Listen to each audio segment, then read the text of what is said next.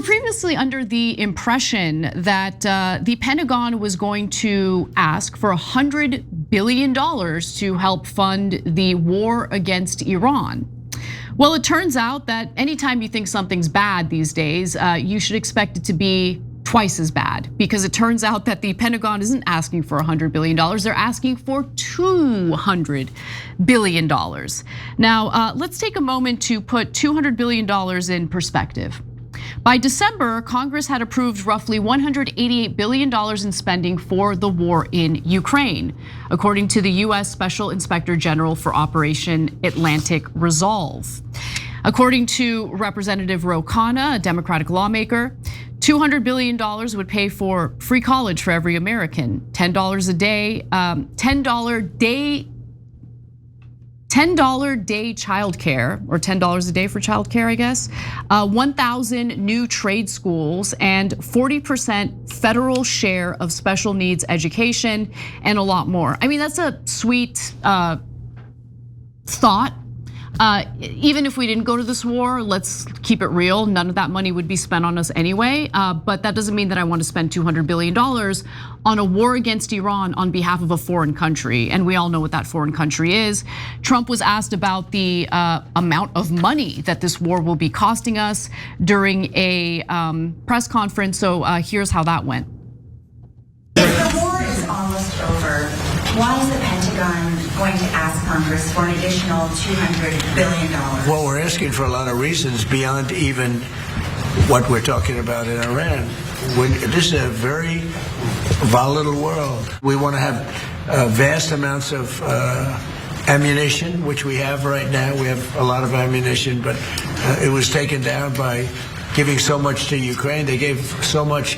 You know, Biden gave $350 billion worth of cash and military equipment to Ukraine, and he didn't rebuild anything. Fortunately, we have a lot. So we're in very good shape, but we want to be in the best shape we've ever been in. We want to be sure, and it's a small price to pay to make sure that we stay tippy top. Okay, first of all, it's fair to bring up how much money the Biden administration spent on war. I think that's totally fair. But to say he spent this amount of money and he didn't even build anything, bitch, what are you building? You think the $200 billion is gonna build things? No, it's gonna destroy things, including energy infrastructure likely, that is gonna make the situation worse economically for everyone on the planet. Yeah, it's the exact opposite of the truth, because we were super tough on Joe Biden and he deserved it, but he did pass an infrastructure bill. And it builds highways and bridges, and by the way, internet connectivity across America. It was one of the few good things he did. So he literally built things, and all you're doing is destroying things. And you're not helping the American people at all. What has he done for the American people? He totally forgot about us. Guys, so he cut SNAP. Actually, to be fair, it's not that he forgot about us. He's literally been cutting from us the entire time, yes, right? True. So 200 billion is nearly the 180 billion that they cut from SNAP. So people are hungry across the country. They're like, shut up. We don't have money for your stupid food. You're just a lowly American. We're sending all our money to Israel to fight these wars.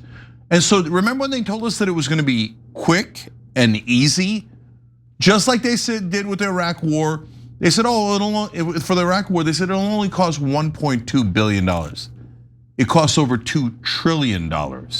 So these liars did the same exact lie, weapons of mass destruction, they're about to nuke us. Oh my God, it's gonna be so easy and cheap.